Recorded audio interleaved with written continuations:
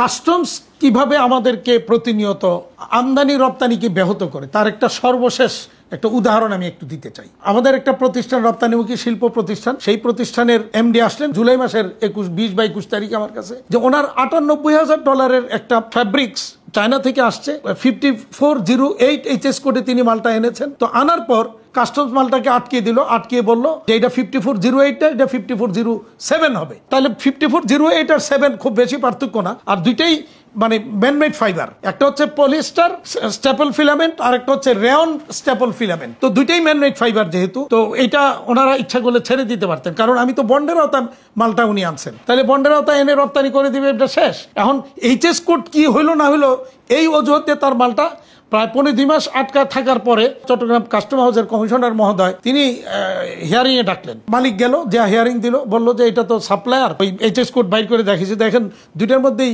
Staple ফিলামেন্টের কথা বলা আছে, এবং সেখানে যে সাপ্লায়ার সে হয়তো মনে করছে যে এটা 08 এ আসবে, সে 5408 এ দিয়েছে। এখন যদি আপনারা মনে করেন 5407 এ যাবে, আমি বন্ডে এটা কারেকশন করে আপনার 1 মাসের মধ্যে NBR এর নির্দেশনা আছে যে কেউ যদি এরকম HS কোডের ভুল চলে আসে তাহলে এটা সংশোধন করে 1 মাসের মধ্যে ওইটাকে আবার প্রতিস্থাপন করে দিবে। তো সেটা চাইলো, উনি দিলেন না। তো যখন হিয়ারিং এর 10 দিন পরেও যখন পাওয়া গেল না, তিনি তখন আসলেন, আমি NBR এর মেম্বার যিনি দায়িত্ব সংশ্লিষ্ট ওনার কাছে পাঠালাম। উনি শুনে, সবকিছু শুনে চিরনের কাস্টমার কমিশনার মহোদয়ের সাথে কথা বললেন, কথা বলে উনি আমাদেরকে জানালেন যে আপনি লোক পাঠান, মাল ডেলিভারি দিয়ে দিবে। ওই দিন বিকাল বেলায় যখন ওখানে গেল কমিশনারের কাছে, কমিশনার মহাখাপা, NBR এ কেন গেল, অভিযোগ দিয়েছেন NBR এর থেকে বাইর করেন মাল, আমি দিতে পারবো না বলে উনি 200% জরিমানা, অর্থাৎ 1,10,00,000 মাল 200% জরিমানা, মানে হচ্ছে 2,20,00,000 টাকা জরিমানা, 1,10,00,000 টাকা IM4 ডিউটি দিয়ে মাল বাইর করবেন। আমি কিন্তু উনি বন্ডের আওতায় মাল আনছি, আমার এই ডিউটি দিয়ে মাল আনতে হবে,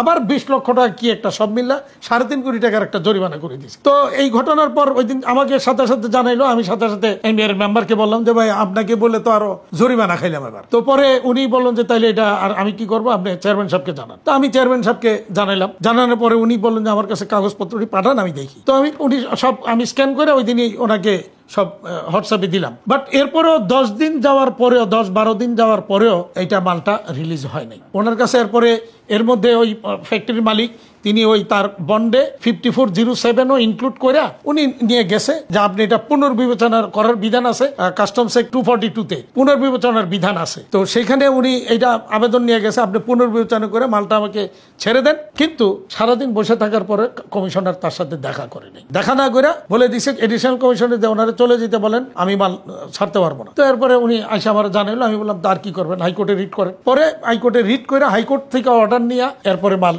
গত 2-3 দিন আগে উনি বের করছেন। তাইলে এখন আমার প্রশ্ন হচ্ছে, এই যে কমিশনার তার যে স্বেচ্ছাচারিতা, এই স্বেচ্ছাচারিতার কারণে আজকে ওই ফ্যাক্টরি ক্ষতি 2 বা 2.5 মাস, ওই অর্ডার তো অলরেডি ক্যান্সেল হয়ে গেছে। তাইলে উনি এই মালটা এখন আইনা কি করবে? এরপরে তো আবার উনি যখন এটা রপ্তানি করতে পারবেন না, তখন আবার বলবেন যে রপ্তানি করতে পারেন না, আবার জরিমানা দেন। অথবা যদি উনি এখন বায়ারকে কনভিন্স করে মাল দেওয়ার ব্যবস্থা করে, বায়ার বলবো তাহলে এয়ারে মাল পাঠাও, তাহলে এয়ারে পাঠাইলে তার সে মনে করেন এখানে যদি এটা $2 লাখ ভ্যালু হয়ে থাকে, তার $1 লাখ উপরে এয়ার ফ্রেট দিতে হবে। তাহলে লসটা কার? একদিকে দেশের লস, ওই ফ্যাক্টরি তো লস আছেই, দেশেরও লস। তাহলে এই যে মানে কাস্টমস লোকের কমিশনারের স্বেচ্ছাচারিতার কারণে দেশ এবং একটা ইন্ডাস্ট্রি ক্ষতিগ্রস্ত হলো। এর বিচার কে করবে? আমরা সরকারের কাছে, NBR এর কাছে আমরা এর বিচার চাই।